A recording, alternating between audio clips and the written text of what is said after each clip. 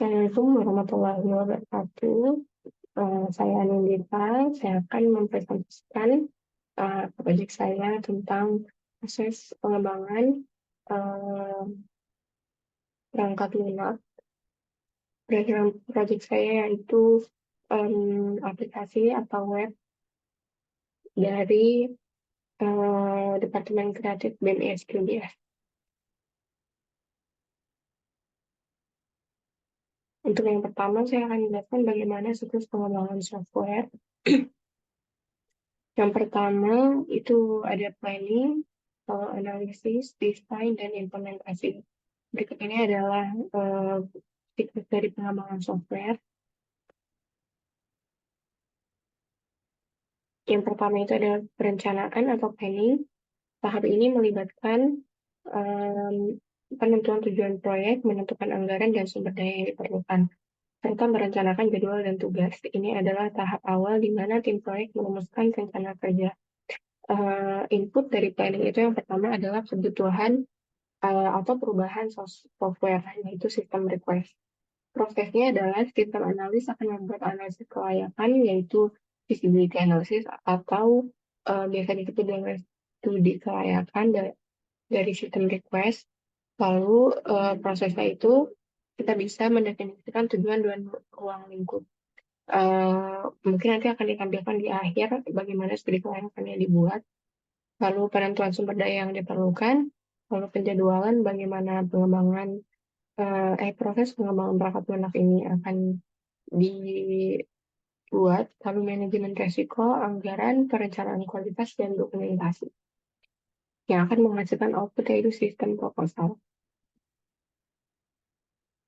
Yang kedua ada analisis dengan input keputusan yang layak. Proses analisis pada tahap ini, tim proyek bekerja dengan pemangku kepentingan atau pada kasus kami adalah berarti orang yang memiliki kepentingan yaitu Departemen Kreatif BMI SPBS untuk memahami persyaratan dan kebutuhan bisnis yang harus dipenuhi oleh perangkat lunak. Jadi mungkin pada tahap ini kita tuh bersama-sama Departemen Kreatif dari BMI SPBS kita harus memahami terlebih dahulu kira-kira kebutuhan apa yang harus dipenuhi dari si software yang akan kita buat ini. Lalu hasil analisisnya ini akan membentuk dasar untuk desain dari perangkat lunak yang akan kita buat. Prosesnya yaitu pengumpulan kebutuhan, lalu dianalisis kebutuhan-kebutuhan dari bisnis yang harus dipenuhi oleh perangkat lunak yang akan kita buat. Lalu model proses bisnisnya, klasifikasi dan prioritas kebutuhan, dan validasi kebutuhan. Jadi apakah kebutuhan ini memang benar-benar diperlukan atau tidak, dan akan menghasilkan sistem software yang lebih spesifik, atau mungkin kebutuhan dari software tersebut yang lebih spesifik. Yang ketiga ada desain dengan input keputusan yang layak. Proses desain pada tahap ini, perancangan software akan menciptakan desain rinci dari perangkat lunak termasuk arsitektur sistem, interface, dan teknisnya secara spesifik. Desain ini menciptakan paduan untuk tahap pengembangan berikutnya. Jadi pada tahap ini prosesnya kita bisa membuat arsitektur dari sistem software yang akan dibuat, lalu interface-nya akan seperti apa, dan harus disesuaikan dengan kebutuhan bisnis atau mungkin dengan pemangku kepentingan atau pada kasus kami kan departemen kreatif, jadi memang harus disesuaikan dengan mungkin entah temanya atau color palette-nya dan lain-lain, lalu database-nya seperti apa, sistem pelaporan dan keamanan yang diperlukan. Output-nya merupakan sistem spesifikasi yang ini akan dilanjutkan untuk tahap berikutnya yaitu implementasi. Tahap implementasi adalah tahap pengembangan perangkat lunak yang software ini dibangun berdasarkan desain yang sudah disusun sebelumnya. Jadi sebelumnya kan sudah disusun bagaimana sistemnya itu strukturnya seperti apa, lalu interface-nya seperti apa. Nah, pada tahap ini itu tuh diimplementasikan menjadi sebuah software. Jadi programmer akan melakukan coding berupa source code, lalu source code-nya akan diuji, terus kira-kira komponen-komponen ini sudah dicek sudah terintegrasi atau belum, lalu instalasi software, dan lakukan manajemen perubahan, terus kemudian apakah memang software ini sudah dapat bisa digunakan, lalu debugging, optimisasi kalau misalkan memang masih ada hal-hal yang masih perlu diperbaiki gitu. Jadi mungkin nanti ketika testing akan muncul sepertinya ada yang kurang atau ternyata ada kesalahan atau masih ada desain yang dirasa belum cukup atau kurang memenuhi kebutuhan, itu dioptimisasi kembali lalu source code yang sudah dikonstruksi akan didokumentasikan dengan output software, source code, dan dokumentasi pengembangan dan penggunaan. Mungkin termasuk juga dokumentasi ketika user testing. Gitu. Lalu yang kedua saya akan menjelaskan kenapa metode Agile dipakai dalam pengembangan software di studi kasus tiap tim. Jadi mungkin saya akan menjelaskan terlebih dahulu. Jadi nilai-nilai dari Agile atau Agile values. Yang pertama itu individuals in interaction over process and tools. Jadi gimana kita itu sebagai antar individu baik dalam satu tim ataupun dalam antara kita dengan orang yang melakukan bisnis dengan kita dibandingkan bagaimana proses itu berjalan dan tools-tools yang dipakai.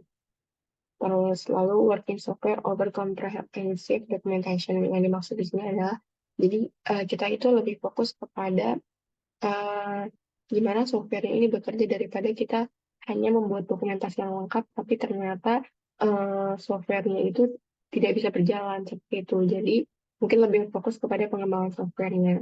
Yang ketiga ada customer collaboration over contract negotiation. Jadi mungkin kalau menurut saya sendiri customer collaboration jadi kita itu benar-benar banyak interaksi atau komunikasi satu sama lain gitu antar pemangku kepentingan dengan tim kami. Jadi mungkin kita bisa melakukan pelaporan, terus komunikasi kita yang baik, terus gimana mereka itu selalu tentang setiap perkembangan atau kemajuan atau mungkin masalah yang kita hadapi seperti itu. Jadi uh, kita bekerja sama untuk membangun software yang lebih baik. Lalu yang terakhir ada responding to change over following a plan.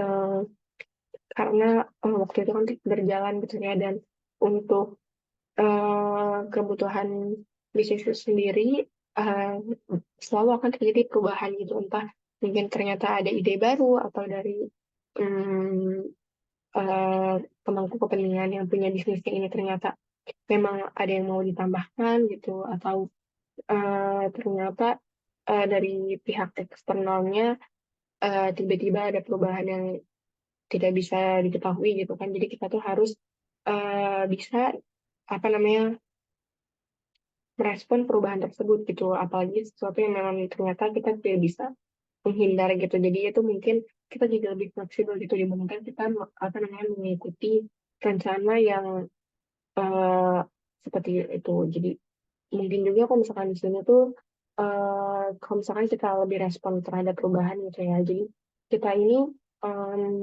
lebih jatuhnya tuh mungkin akan bisa lebih mementingkan gimana customer kita itu puas gitu dibandingkan uh, ngikutin plannya kita aja kayak gitu. Jadi contohnya kayak kan nggak mungkin saya mereka yang punya bisnis tapi kita terlalu strict sama rencana kita gitu dan kita nggak menerima saran atau perubahan yang ada dari customer kita yang mungkin bisa jadi nanti di ujungnya akan entah mungkin terjadi sukses atau ternyata software yang kita buat itu kurang memuaskan customer seperti itu. Terus ini ada 12 agile. Jadi mungkin kalau dijelaskan satu akan agak panjang, jadi mungkin akan saya jelaskan beberapa contohnya aja. Jadi yang pertama satisfy the customer seperti yang saya jelaskan sebelumnya. Jadi kita fokus sama gimana sih customer ini bisa puas gitu, bukan jadi kita nggak takut kayak kita harus bikin website yang keren gitu.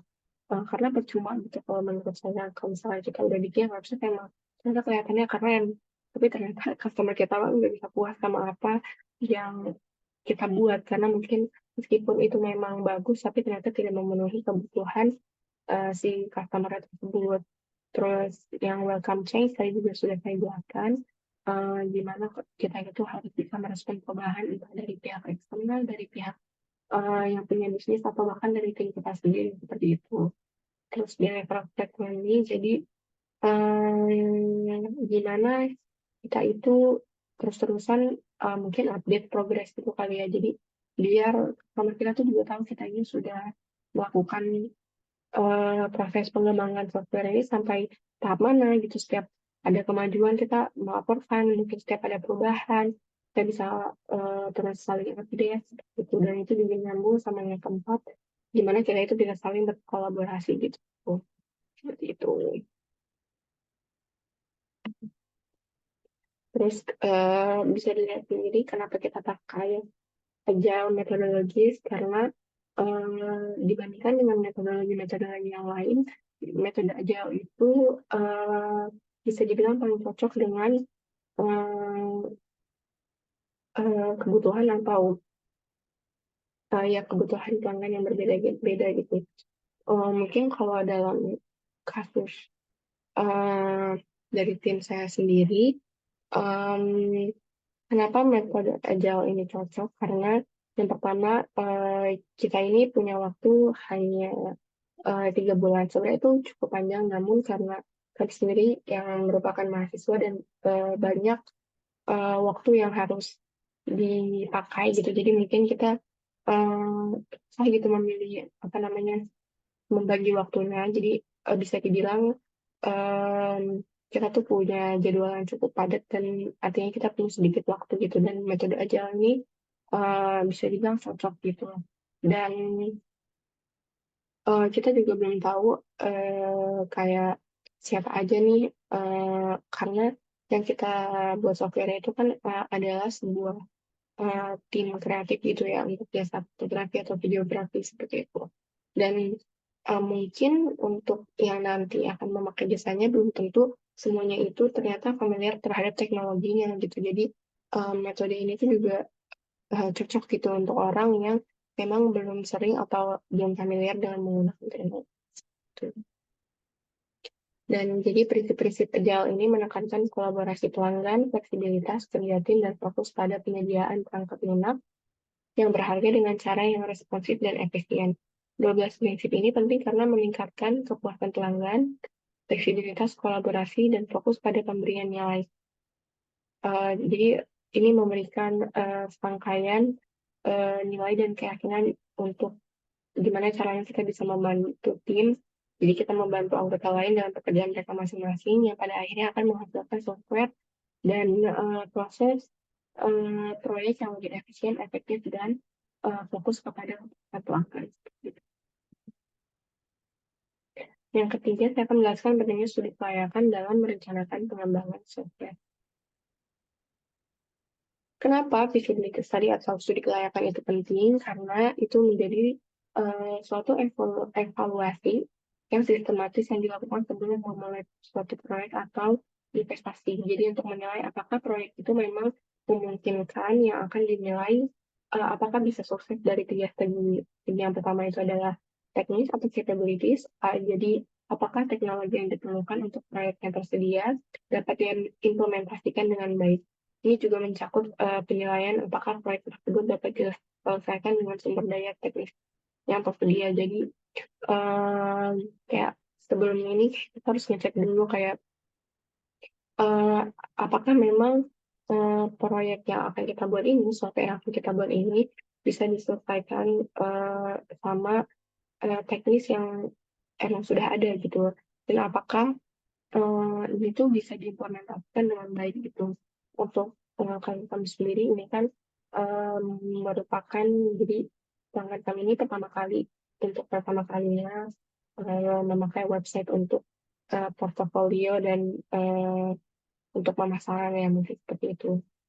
Jadi uh, kita sendiri juga harus ngecek dulu apakah memang ini tuh benar-benar bisa diimplementasikan.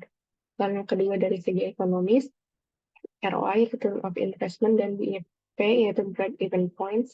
apakah proyek tersebut dapat mencapai pengembalian investasi yang memadai. Ini mencakup perhitungan biaya, manfaat, pengembalian modal, analisis, investasi, dan estimasi laba. Jadi sayang juga kalau misalkan kita udah bikin, namun ternyata kita nggak bisa mendapat penghasilan dari software tersebut. Jadi karena kasus sendiri kan kita ini memberikan jasa kita untuk membuat software untuk orang lain ya, dan uh, dibayar gitu. Dan akan sayang kalau misalkan kita nggak bisa melihat apakah memang software yang kita buat ini layak dan akan menghasilkan revenue gitu untuk yang punya bisnis dan untuk tim kita sendiri gitu.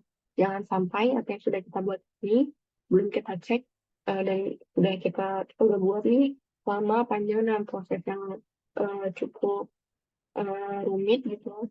Terus ternyata di akhir yang kita dapat itu cuma rugi. Kan itu jadi sayang gitu ya.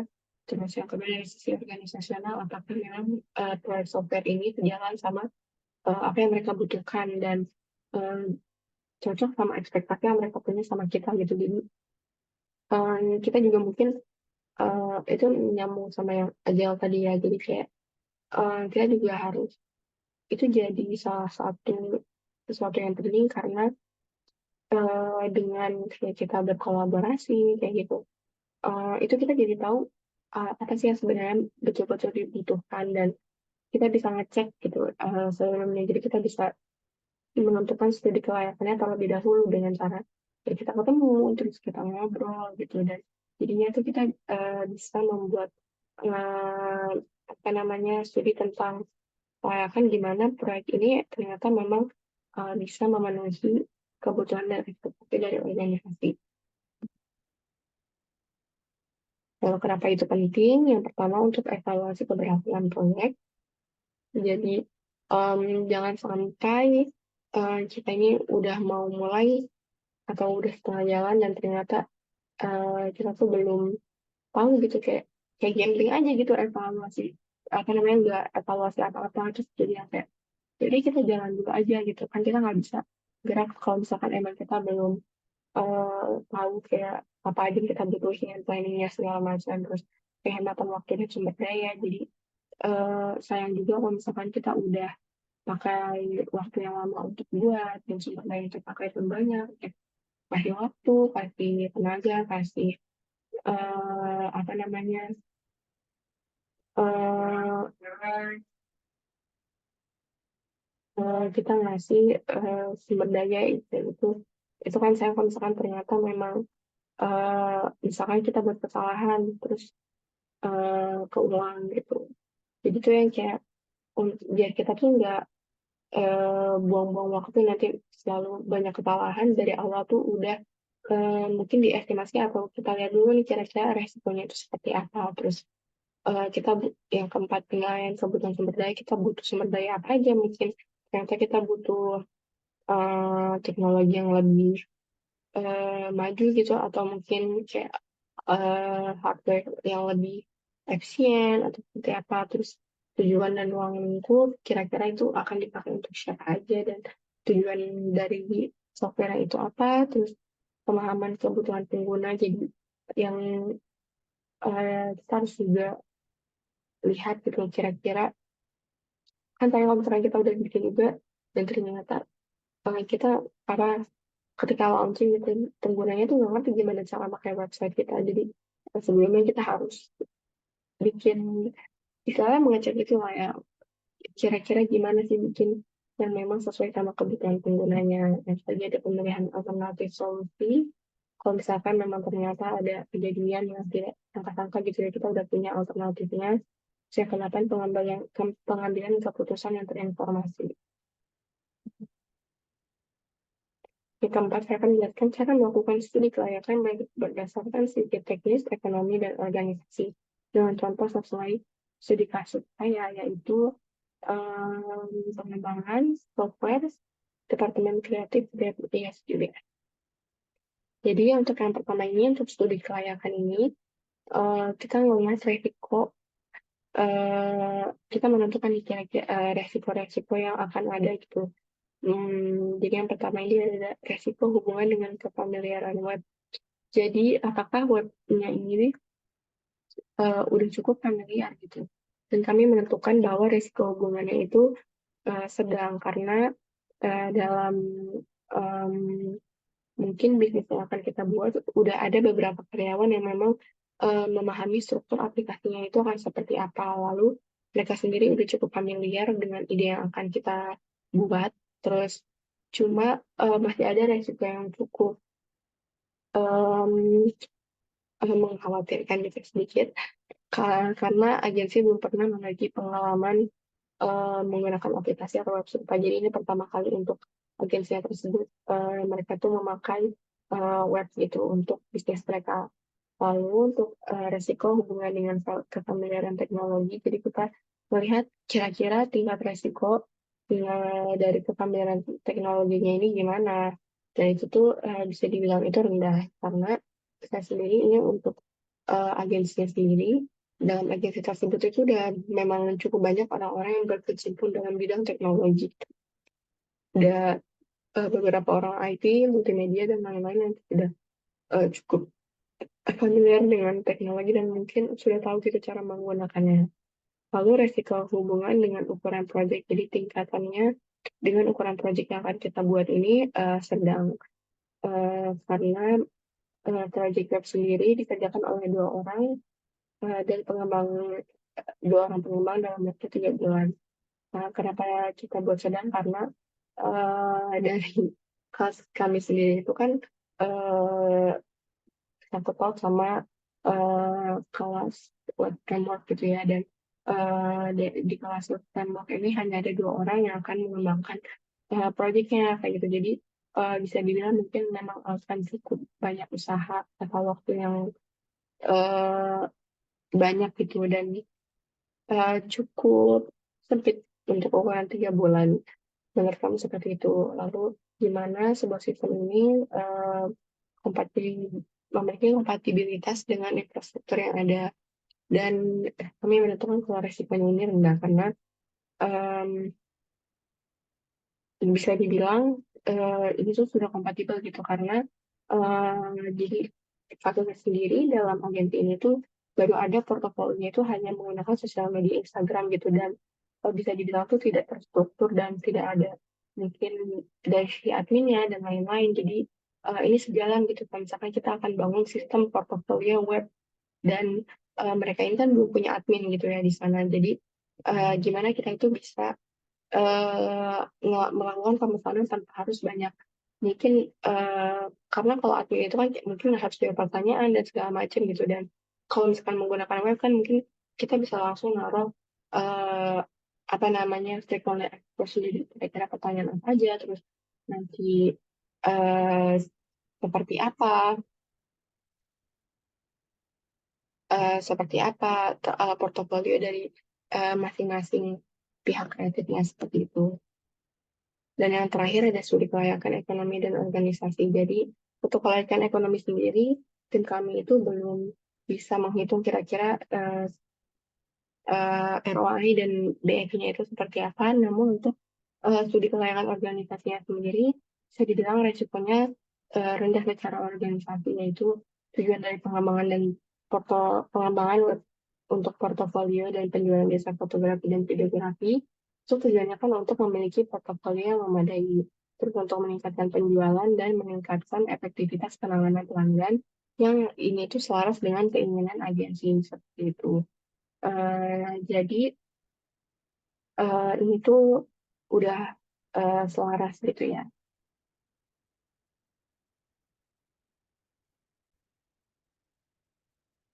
Ya, mohon maaf sebelumnya ternyata ada kekurangan dalam presentasi.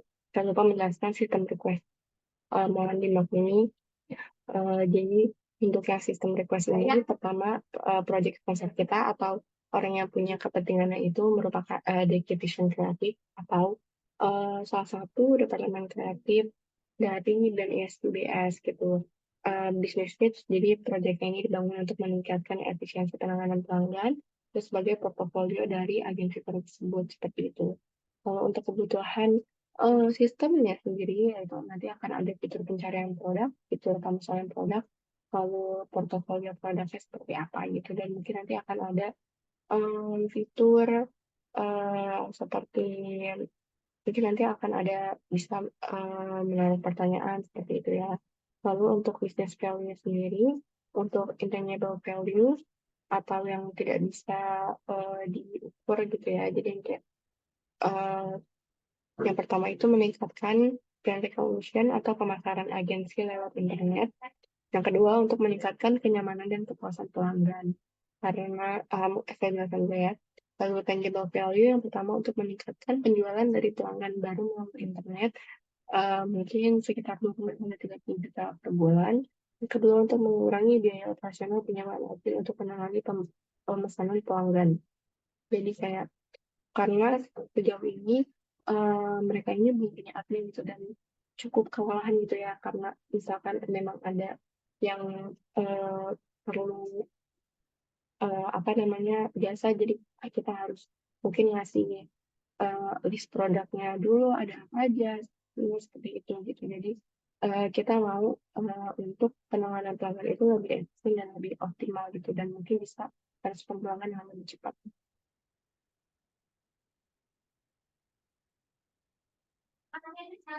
Nah, untuk yang tadi balik lagi ke kelayakan organisasi, ini sendiri sejauh ini sudah cukup selaras gitu ya dengan apa yang eh, Departemen Kreatif dan SDGs inginkan. Malamnya seperti itu. Jadi, em, semoga proses pengembangan software untuk eh, tim kami berjalan lancar. Kurang lebihnya seperti itu. Presentasi dari proyek saya. Apabila ada kesalahan, mohon dimaaf dan terima kasih. Wassalamualaikum warahmatullahi wabarakatuh.